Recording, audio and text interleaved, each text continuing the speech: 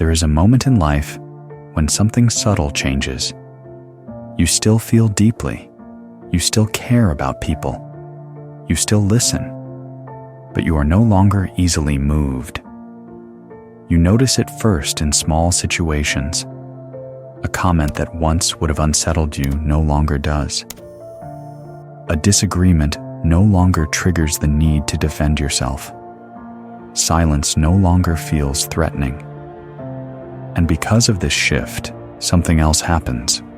People begin to lose influence over you.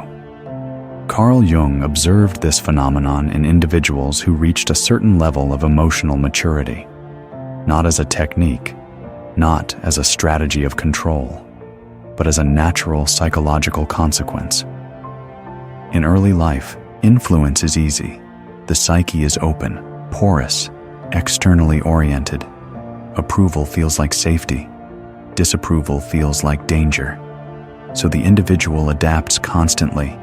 They read the room. They absorb moods. They regulate themselves based on external reactions. This is not weakness. It is developmental necessity. The self is still forming, and it borrows stability from others. But emotional maturity introduces a quiet reversal.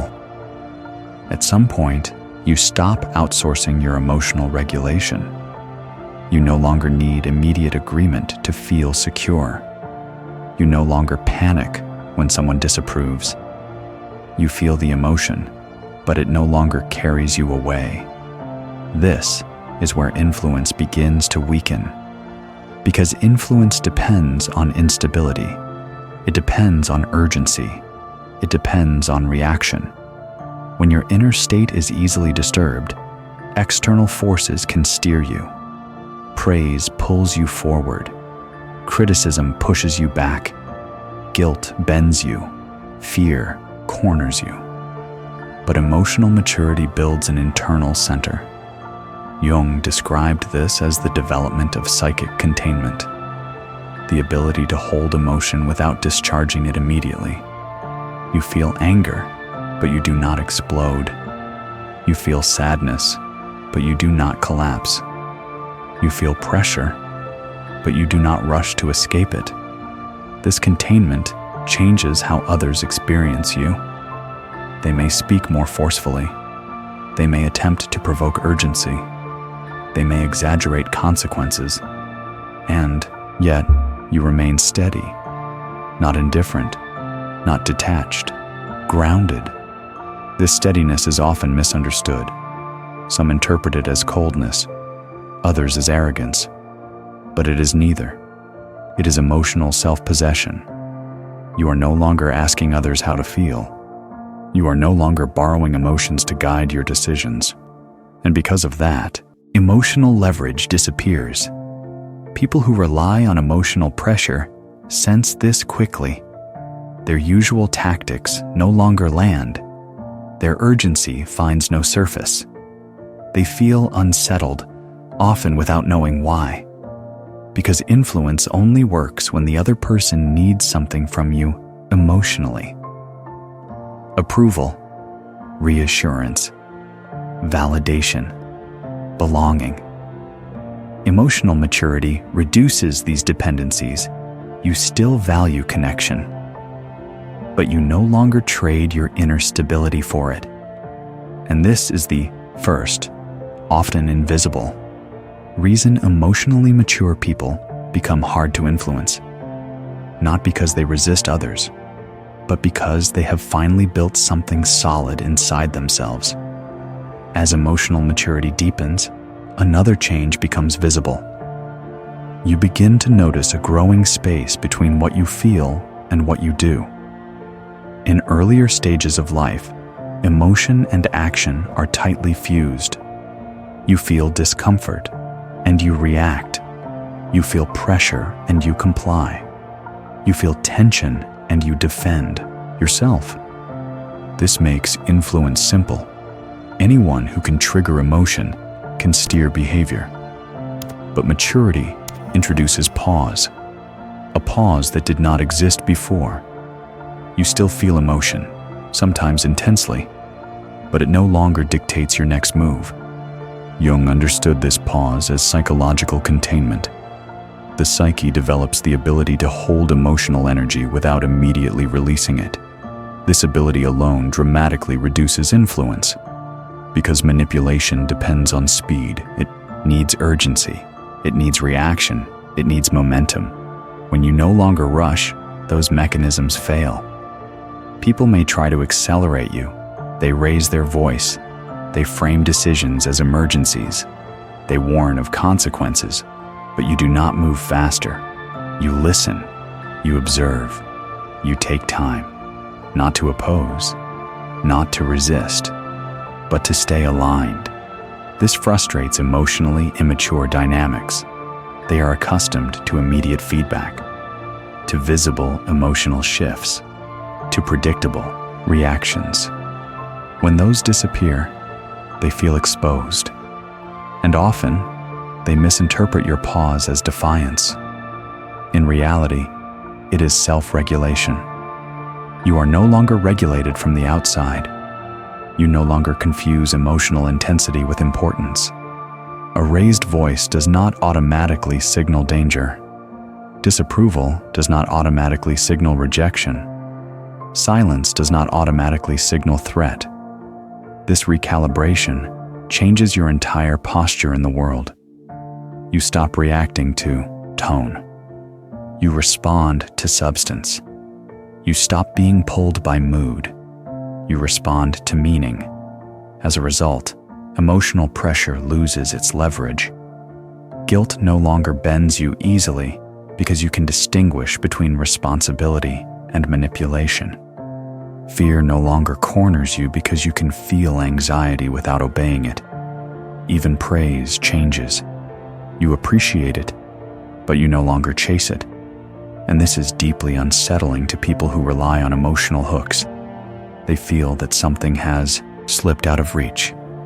They speak the same words, but they no longer land. They apply the same pressure, but it no longer works. Because emotional maturity does not remove emotion. It removes compulsion. You are still human, still sensitive, still responsive, but you are no longer reflexive. And reflexivity is the doorway through which influence enters. When that doorway closes, influence must become honest. It must appeal to reason, to values, to alignment. And many people do not know how to influence without emotional force. This is why emotionally mature individuals often feel a quiet shift in their relationships. The dynamics change, not through confrontation, but through inner stabilization. Another shift happens quietly, often without announcement. Emotionally mature people stop explaining themselves excessively. In earlier stages of life, explanation feels necessary. You clarify your intentions. You justify your boundaries. You defend your choices. You believe that if others understand you, they will respect you. But maturity reveals something uncomfortable. Not everyone wants understanding. Some want access. Some want influence. Some want control. Jung observed that excessive explanation often comes from insecurity, not clarity. When you explain yourself compulsively, you open your inner world to negotiation. Your emotions become leverage.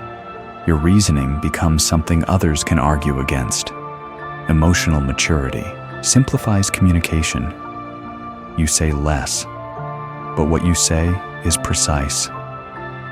You no longer argue with projections. You no longer chase agreement from people committed to misunderstanding you. This does not come from bitterness. It comes from discernment. You recognize the difference between genuine curiosity and strategic questioning.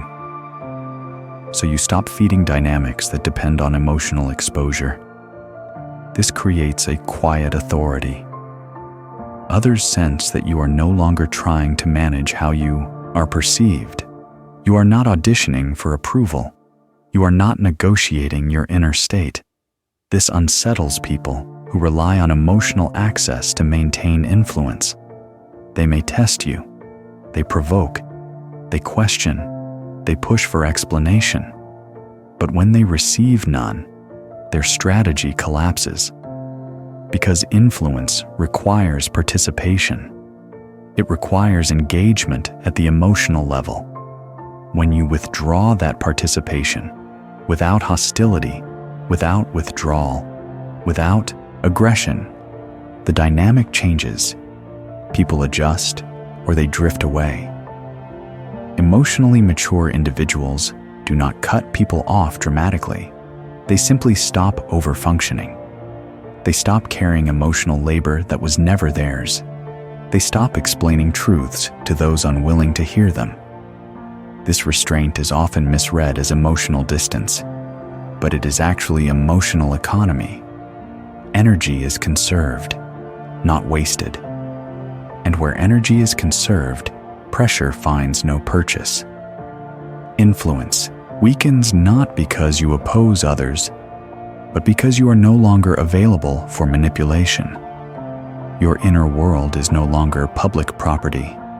It is stable, private, contained, and what cannot be accessed easily cannot be steered. This is another reason emotionally mature people become hard to influence, not through resistance, but through self-respect.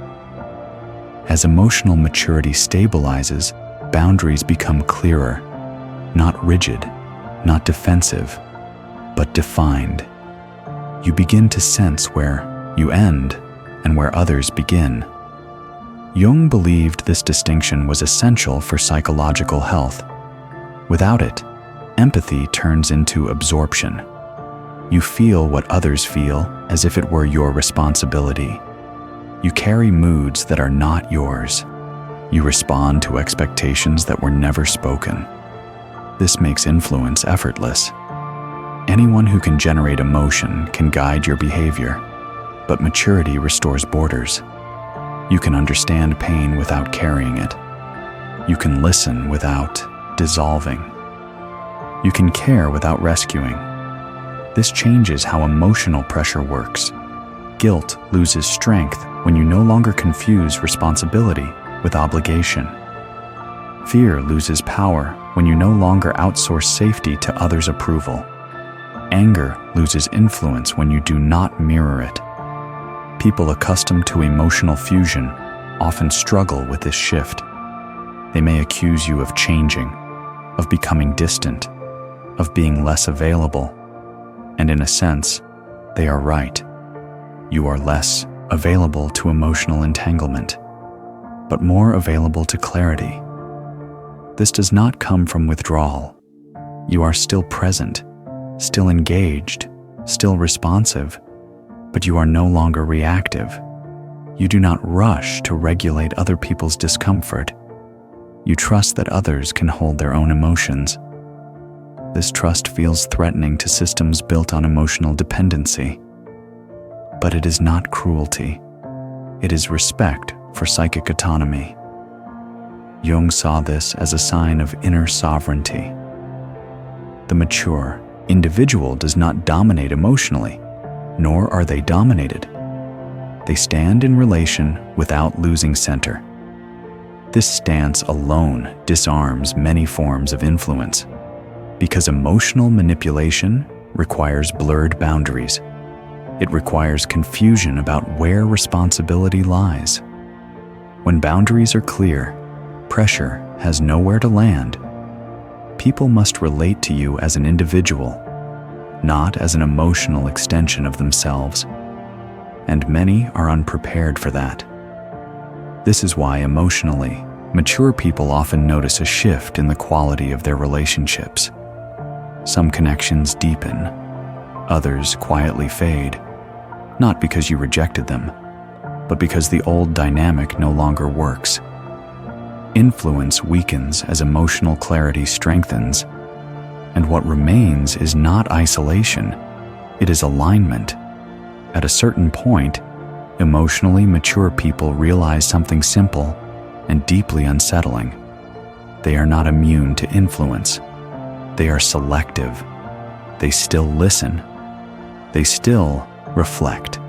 They still allow themselves to be moved by what is true, but the source of decision has shifted inward.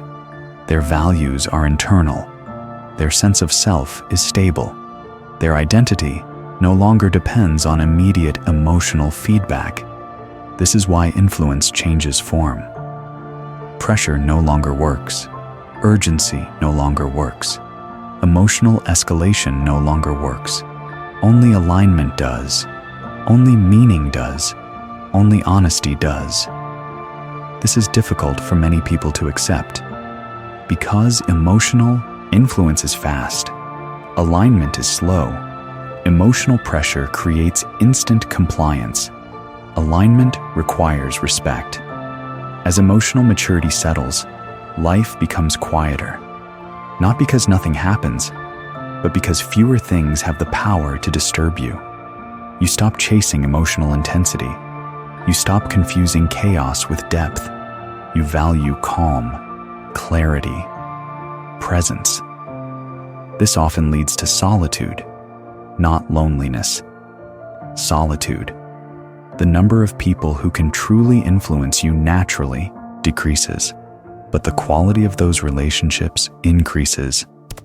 You no longer need constant reassurance. You no longer seek validation to confirm your worth. You know where you stand, and because of that, you cannot be easily moved by fear, guilt, or approval.